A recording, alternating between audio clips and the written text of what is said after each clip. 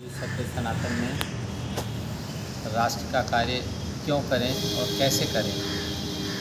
क्यों करने के भाव से ये है कि हम केवल एक परिवार तक नहीं हैं सीमित, हमारा संबंध असीमित है, ब्रह्मांड तक है। व्यक्ति के लेकर के परमेष्ठी तक, परमात्मा तक हमारा रिश्ता होना चाहिए। और हम अपना सारा संपूर्ण जीवन एक परिवार में ही बिता देते हैं, आगे बढ़ने का बोध ही नहीं रहता, जिससे हमारा आत्मिक विकास नहीं हो पाता। इसलिए करना चाहिए कि हमें परमेष्ठी तक यात्रा करना चाहिए। हम एक व्यक्ति हैं, फिर व्यक्ति के बाद एक परिवार है, परिवार के बाद एक समाज है, समाज के बाद एक देश है, एक राष्ट्र है, सृष्टि है, ब्रह्मष्टि है, फिर परमेष्ठी है। मतलब ये कई स्टेशन है जहाँ से हम छोड़ कर के परमात्मा तक का हमारा संबंध होना चाहिए। इसीलिए राष्ट्र की सेवा में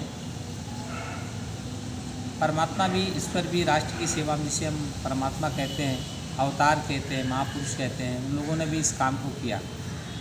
भारत माता विश्व गुरु के रूप में जानी गई और दुनिया को अपना पुत्रवत संबंध प्यार देती हैं।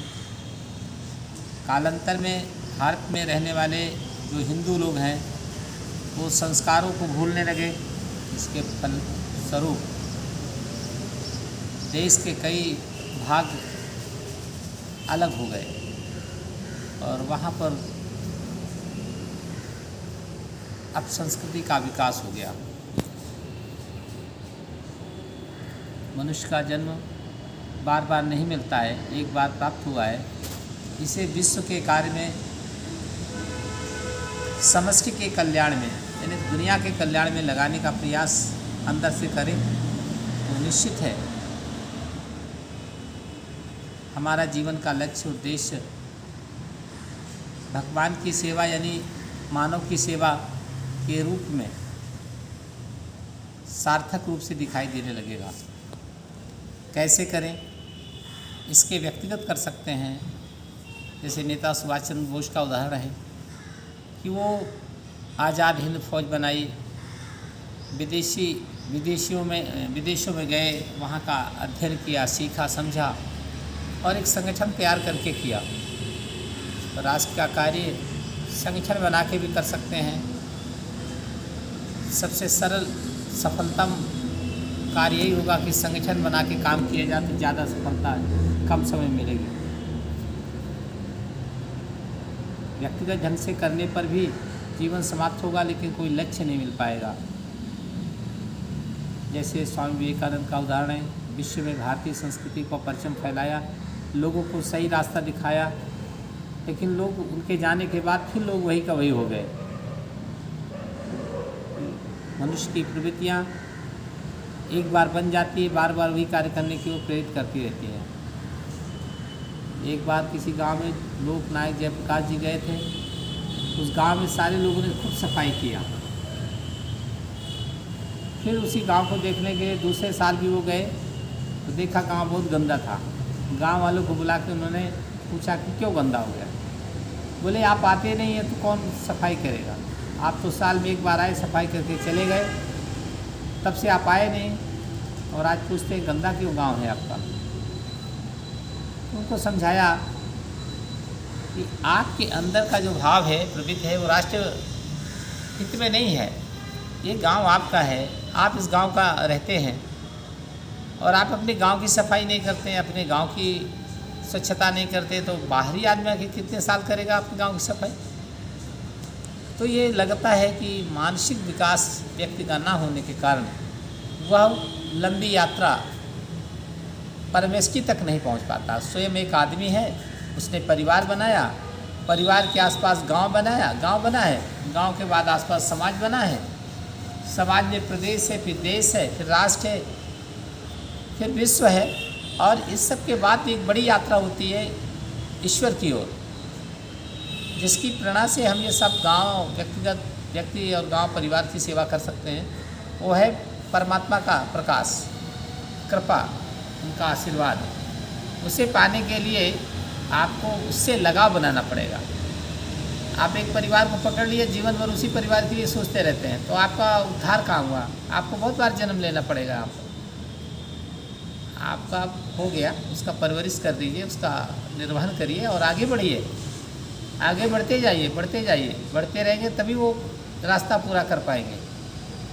अब जैसे यहाँ से कोई दिल्ली जाना है तो एक जगह बैठे रहेंगे एक पेड़ के नीचे छाया पे, फिर थोड़ा दूर चले फिर बैठ गए, तो फिर यात्रा दिल्ली तक नहीं पहुँच पाएंगे। दिल्ली पहुँचने के लिए निरंतर आपको कुछ न कुछ अनवरत करना पड़े। ऐसे ही राष्ट्र की सेवा कैसे करें, इसके लिए आपको निरंतर प्रयास करते रहना चाहिए।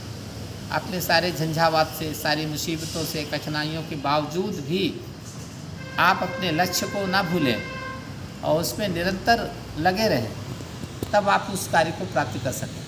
आप तो थोड़ा सा कोई सामान आ जाता, कोई वस्तु आ जाती है, कोई व्यक्ति आ जाता है तो भूल जाते हैं, उसी में भटक जाता है मन। आपका मन भटके नहीं, आप आंखों से देखिए, लेकिन अंदर से यात्रा जारी रखिए, तब वो चीज़ आपको रोक नहीं पाएगी। जैसे किसी डाकू को पकड़ना है, भागना है उसको, तो पीछे नोच फेंक देता है। लालची लोग पकड़ने दौड़ते हैं तो नोचे बिनने लगते हैं और डाकू निकल जाता है। वैसे इसी माया में है, संसार में माया है। आपको जब उधर ईश्वर की तरफ जाएंगे तमाम आकर्षण फेंक देगा, आप उसी में उलझ जाइए, उसी में लगे रहिए, फिर आगे वहाँ तक पहुँच नहीं पाएंगे। उसे डरले ही प्राप्त करते हैं। आज आवश्यकता है दुनिया को काम करने के लिए, दुनिया के लिए काम करने के लिए। कोई अपना घर नहीं छोड़ रहा है, कोई अपने परिवार को त्याग नहीं रहा है। कहाँ भगवान बुद्ध आएंगे बार बार?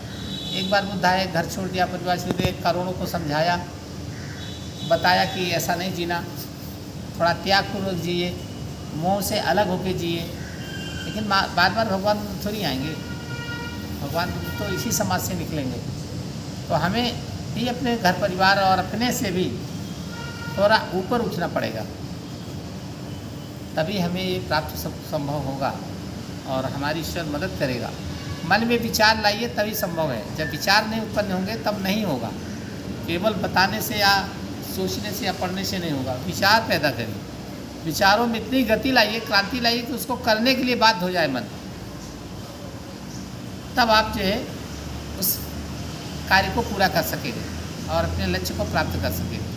बहुत कम लाइफ में समय होता है जीवन में, बहुत आधा तो जीवन दुख में ही आप बिता देते हैं, रोने में ही बिता देते हैं, परेशानी में बिता देते हैं। बहुत थोड़ा जीवन होता है जो आपको सुखी का मिलता है। वो सुख किस चीज़ का है? खाने का सुख, रहने का सुख, कपड़े का सुख। ये कोई सुख थोड़ी होता है, ये तो क्षणिक सुख है। लेकिन परमानंद आपको कहाँ मिला? ईश्वर का आनंद कहाँ मिला? कि वो हमारा तार उससे जुड़ गया है। अब हमारा तार, हमें कोई और चीज़ की आवश्यकता नहीं, और खुशी की वस्तुओं से खुशी की आवश्यकता नहीं है। एक बड़ी खुशी हमें मिली है, उसी खुशी से हमारा सब पूरा हो जाएगा। ऐसा तार नहीं जुड़ पाता। अभी तक कोई भी व्यक्ति बता दे कि परमात्मा को मैंने देखा है, उनसे मैंने बात किया है, वो मुझसे बात करते हैं आदमी की तरह, बहुत कम लोग मिलेंगे, ना के बराबर है, जीरो में हो। और पूजा पाठ हर निस्रात दिन करते रहते हैं, लेकिन उनसे कहो कभी तुम बात करते हो उनसे? कभी बातें ही नहीं करते, उनको कभी कल्पना नहीं होती। वो ऊपर जैसे किसी घड़े के ऊपर पानी गिर जाता है और घड़े का असर नहीं होता नीचे, उसी तरह का जीवन रहता है। रात दिन पूजा पाठ से नहीं होता है, उनके अंदर प्रवेश कर जाओ। उस मूर्ति को ऊपर से आप सजा रहे हैं, मूर्ति के अंदर जो शक्ति है उस पर प्रवेश, अपनी शक्ति को मिला दो, तब आपको ये सारी चीज़ें प्राप्त होंगी। तब आपके सारे कष्ट दूर होंगे, तब आपको दिशा मिलेगी, तब आप जिस आनंद खुशी को चाहते हैं कि हमें दुख का असर ना हो हमारे मन पे। देखिए महापुरुषों को दुख का असर नहीं होता था, वो भी दुखी तो होते थे, लेकिन उसके प्रभावित नहीं होते थे, क्योंकि ये कर्म योनि है, मृत्युलोक है। इसमें जो आएगा दुख सुख से गुजरेगा जरूर। परमात्मा भी आएगा, उसको भी दुख सुख मिलेगा। राम गए 14 साल दुख सुख पाए, कृष्ण आए तो वो भी दुख सुख पाए, लेकिन उन पर दुख का असर नहीं होता। जैसे हमारे ऊपर सुख समय में खुशी होती है हमको, वैसे उनको दुख के समय भी खुशी होती है। दुख सुख तो आते रहते हैं, रात दिन आती रहेगी। इस दृष्टि से हमें भी अपने जीवन के लक्ष्य को राष्ट्र की सेवा में कैसे करें और क्यों करें, क्यों करेंगे का मतलब है कि हमारा ये जीव जो है ब्रह्मा से ब्रह्मास्त्र से मिला हुआ है और हमें वहाँ तक मिलना है, वहाँ तक इसी जीवन में यात्रा पूरी करनी है। कैसे करें? संगठन बनाकर, व्यक्तिगत ढंग से समाज को जोड़ करके, शिक्षा का क्षेत्र हो चाहे कोई क्षेत्र हो, उद्धार के क्षेत्र में अपनी निजी साधना करना, तब आपका ये सारा लक्ष्य उद्देश्य आप प्राप्त करने में सफल हो गया। परमात्मा आपके साथ खड़ा होगा। आप हम परमात्मा ईश्वर कहते तो रहते हैं, लेकिन कभी लगता है कि हम देखा है कभी उनको, उनकी शक्ति का अनुभव करते हैं, लेकिन सच्चे भाव से अगर करोगे तो ज़रूर महसूस होता है। कल एक यूट्यूब में आ रहा था, विश्व का सबसे बड़ा हीरो है वो, और 21 दिन की भगवान की यात्रा में, दक्षिण भारत का है, 21 दिन की भारत माता की व्रत रखा और परिक्रमा किया खाली पैर घूम रहा था। उसने कहा कि जो मेरी उपलब्धि है, जो मैंने हासिल किया, ये इन्हीं की कृपा से मिला है, तो इनके लिए मैं कुछ भी सहूँ, कष्ट तो कम ही है। तो 21 दिन वो व्रत रहा, 21 दिन परिक्रमा करता रहा। दुनिया का सबसे बड़ा आदमी है, मतलब नामी आदमी है, हीरो है। इस तरह का और भी आया था उसमें। वो सब ऊंचाई जितनी भी मिले आपको संसार में, सब उन्हीं की कृपा से मिली है, लेकिन जो उन्होंने दिया है उसको दुरुपयोग नहीं करना। आप राजा बनिए, आप विधायक बनिए, आप सांसद बनिए, तो किसी को सताइए नहीं। डॉक्टर बनिए, इंजीनियर बनिए, मास्टर बनिए, किसी को परेशान मत करिए।